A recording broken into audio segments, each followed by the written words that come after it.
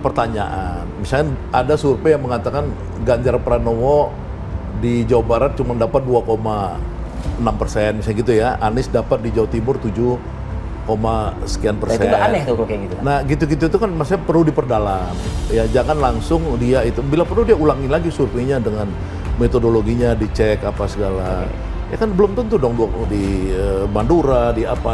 Nah ini yang survei-survei ini menurut saya perlu di-adjust. Memang ada secara tradisional, ya itu udah berlaku sejak zaman kemerdekaan ya. Itu model seperti Anies ini di luar Jawa Tengah, ya, dan di luar daerah-daerah kelompok non-Muslim, di luar itu dia tuh pasti mayoritas. Karena Anies ini masuk pada teori-teori yang sekarang diserang orang, politik identitas itu. Jadi orang kalau baca research, ya research itu sekarang yang terbaru, Fedi Hadis misalkan udah melakukan riset 2 tahun, itu ada kebangkitan Islam identitas. Memang benar, tapi bukan dikaitkan dengan jelek-jeleknya politik identitas, nggak. Tapi Islam identitas itu tidak mungkin jatuhnya ke Prabowo, dan Ganjar itu pasti jatuh ke Anies. Kalau Ganjar itu di Jawa Tengah, ya benar. Oke. Benar, nggak mungkin. Nasional kita ngomong, Bang. Bukan, maksudnya dia itu kantong suaranya di sana. Oke. Ya, kantong Anies ini di Jawa Barat, Jakarta, dan Banten. Oke. Ini kan Jawa ini kan udah 60-70% pemilih kan. Oke. Prabowo kantongnya itu ada juga di Jawa Barat dan sekarang di Jawa Timur. Karena apa? Karena dia sudah sejak awal menyatakan wakil presiden itu Muhaimin. Oke. Ya ulama-ulama NU ya senang. Survei itu dilakukan menjelang pemilihan dilakukan gitu ya, beberapa hari atau beberapa minggu, sehingga ruang untuk ada perubahan dukungan itu pasti masih terjadi, masih terbuka gitu ya. Dan ada orang yang sudah menentukan tapi belum mantap. Itu kalau menjelang pilpres sekarang aja jumlahnya sekitar 40% total. Undecided dan yang swing. Dan itu kan bisa ditarik oleh siapapun, termasuk di Jawa Tengah waktu itu. Kalau kita breakdown lagi, sebetulnya dari mereka yang sudah milih Ganjar atau milih Sudirman Said, itu masih ada yang swing. Dan swing itu kemungkinan bisa ditarik oleh Pak Sudirman Said lebih efektif pada saat itu hingga menjelang pilkada, walaupun tidak sempat menjadi pemenang saat itu gitu ya. Kan ada yang berasumsi bahwa kalau surveinya besar maka akan mempengaruhi orang untuk memilih yang paling tinggi. Itu tidak terbukti. Di kasus Sudirman Said, di kasus beberapa contoh yang lain yang ada di runner up itu ternyata bisa mengalami peningkatan, kan begitu. Itu kan temuan yang menurut saya juga sangat penting untuk disampaikan, bahwa survei memotret keadaan pada saat itu. Survei dilakukan mungkin beberapa minggu, beberapa bulan menjelang pemilihan, dan ketika pemilihan itu bisa ada perubahan sangat mungkin. Nah, kalau pengen bandingkan hasil kegiatan ilmiah kuantitatif mengukur elektabilitas, saya kira yang paling tepat adalah quick count atau exit poll ketika dilakukan pemilihan pada saat itu. Ada perbedaan itu berarti surveinya yang error gitu ya, karena udah selesai pemilihannya. Kalau belum, kira-kira masih akan bisa ada dinamika. Berbicara mengenai swing voter dan juga tadi masih ada di berbagai dinamika gitu ya, Bang ya. Temuan survei Litbang Kompas menunjukkan militansi simpati bakal calon Presiden Anies Baswedan tertinggi, yakni sebesar 21,4%.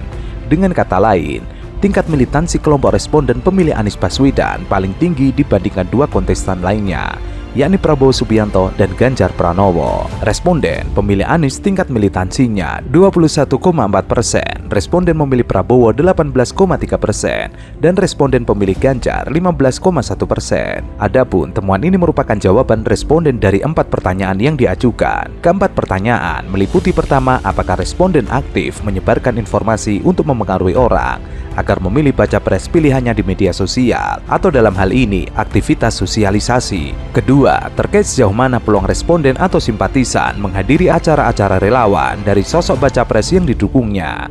Ketiga, terkait sejauh mana simpatisan membujuk orang lain untuk memilih sosok baca pres yang didukungnya atau disebut aktivitas advokasi.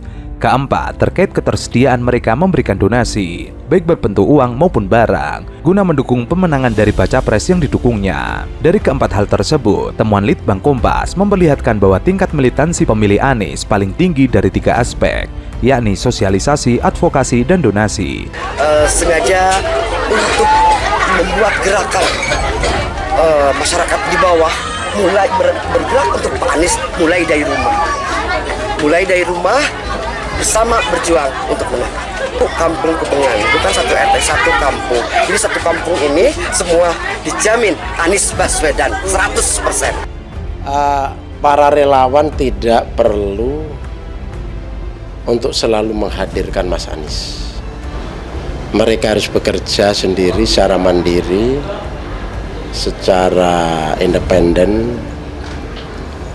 Kreativitas mereka nggak usah terus-menerus dikaitkan dengan Anies, tapi untuk Anies. Sebenarnya dalam proses politik Wajar-wajar normal saja. iya, kayak main sepak bola ada sliding tackle. Kok sliding tackle? Ya, emang sepak bola ada sliding tackle.